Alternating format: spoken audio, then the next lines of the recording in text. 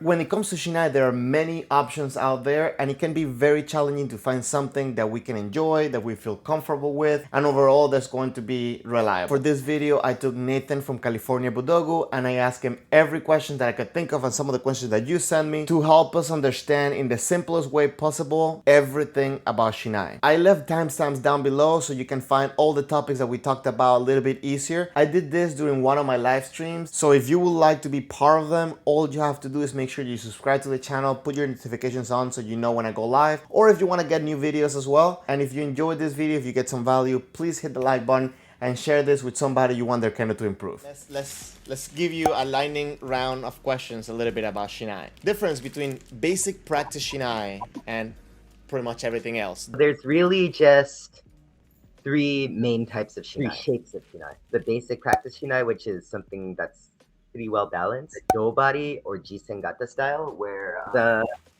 do, the fattest part of the Shinai, is a little bit thicker. The tip is a little bit thinner. Basically, this keeps the tip very light and easy to maneuver the Shinai. And then there's also a type called either Koto Gata, Koto Gata, or Chokuto, which basically means straight. The do section, which is thicker on Dobari Shinai, is actually very thin. And the whole Shinai is pretty much straight all the way across. For Chokuto Shinai, the Shinai is usually thicker to match the do. And this is it easier to do single sharp strikes. Just as a generalization, a lot of younger people, especially maybe Japanese high school students or college students, like the Dobari Shinai because they can move fast and crazy. And then a lot of older guys, especially maybe the Nana or Hachidan that barely move and just hit you with one perfect strike, are going to like the Chokuto style. The basic style is just something right in between. Nothing fancy, just a regular size do, regular tip. Okay, so you talked a little bit about the reasons why people may choose one for the other. What are some of the reasons why you would choose a practice Shinai over the other two? Personally, I just like them better. I use the regular style. I barely use Dobari because they feel too light for me.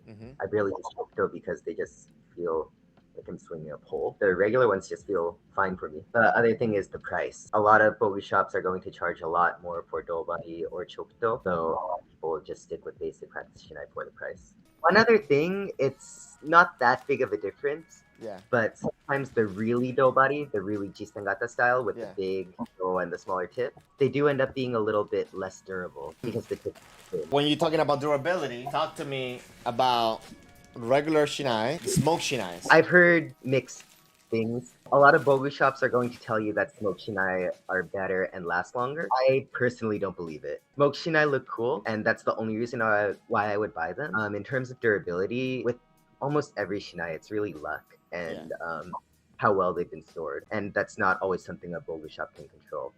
If a Shinai just happens to be made with a much drier piece of bamboo, then it's going to crack faster, whether it's been smoked or not. If you're buying smoke Shinai for the looks, great. If you're buying it for the durability, I'm not sure if that's really worth it. Francis is asking, would you recommend Keichiku or Madake? Now, before you answer that, if you could actually explain the difference between the two and then give your opinion. So if you look at most Bogu shops, you're just going to see Madake is Japanese and therefore more expensive. Basically, there's not too much of a difference. Keichiku is just a Taiwanese species of bamboo.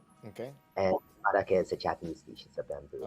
Again, many Bogu shops are going to overcharge you for Madake just because they say it's Japanese. But no matter what Shinai you get, it's all going to be from usually China, Indonesia, I think Taiwan. I don't remember exactly, but you're probably not going to be getting something from Japan. It's really just marketing. The only big difference between the two is that Keichiku is a little bit more flexible, whereas Madake is a little bit harder. That doesn't make one better or worse. It's just on your own preference and how you like that feeling when you make that snap when you're hitting. A lot of it is based on luck. But Keichiku tends to be just a little bit more durable just because of that flexibility, where Madake cracks a little bit more. So Madake cracks a little bit more?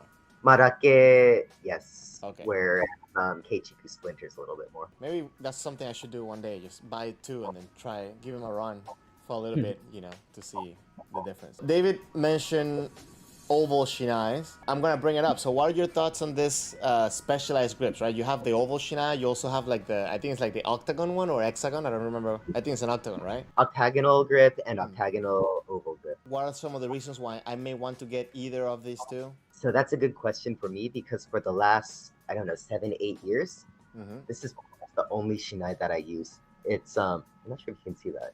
It's a little bit oval, I think, with oval hexagonal. octagonal. I like the oval because it helps me keep my Shinai straight. I know it's kind of cheating, but it helps me keep that tsuru on top and not go off to the side at all. I like the octagonal because the little corners just feel good in my hands. It feels like I'm not off the Shinai. It's really up to preference. I know a lot of people who just hate oval Shinai and octagonal Shinai, just say it doesn't feel natural. But for me, I just think it feels good. It's really completely up to preference. What about putting back together an octagonal shinai? How hard is it? So that's the only problem, because I like the octagonal oval grip. Yeah, I can get 2 octagonal oval grip shinai and I can put them together. It's just, these aren't the most expensive shinai. I'm not gonna lie, I'm not going to say these are some crazy fancy shinai that are perfect every time. The grip is always going to be a little bit different in size. I see. So there's a lot of times where it just doesn't match. In general, you can put them together with a few extra pieces. It just might be a little bit harder than it would be with a regular Shinai. There was a trend for a while to have the short tsuka, so my question is, long tsuka, regular tsuka, or short tsuka? Benefits, differences? That's completely up to preference as well. One thing that I do notice is a lot of Jodan players really like the long tsuka. The reason for that is, well, their right hand can go higher, their left hand can go lower, so they're already closer to their opponent, and they can more easily throw. Short tsuka, great for short people, and people with short arms. And regular tsuka, great for everyone. I think it really just depends what feels comfortable for you. Quick little side story, when I was in Japan, the sensei that I was practicing with, he suggested for me to practice with a shorter tsuka because you can do much smaller motion with your hands to get more movement from the tip, but on the other hand, you have to have much more control as you do these motions because you can overswing. So I don't know if anybody has heard that before. Kakarigeko is asking, is it possible to order a tsuka with a specific length? In this case, he put 32 centimeters. It depends on which supplier I order from, but definitely. For this type of modifications, this type of special order, stuff like that, what's the best way to contact you about this? You can always email me at info@californiabudogu.com or nathan@californiabudogu.com. Okay. Or you can always find me on Facebook, Instagram, either my personal page or my company page, and just message me there. And just so you guys know, he is very responsive, so don't be afraid of messaging him. You know that your Shinai breaking is not a bad thing, but finding out how it breaks and why it breaks can be very important to help you improve your Kendo. So if you would like to know more about that, you might want to check out this video I made a while back. Also, if you haven't already, please consider subscribing to the channel if you would like to be part of my streams or get some of my new videos coming your way. And if you got some value from this, if you like this, please hit the like button and share this video with somebody you want their Kendo to improve. Thank you again very much for watching.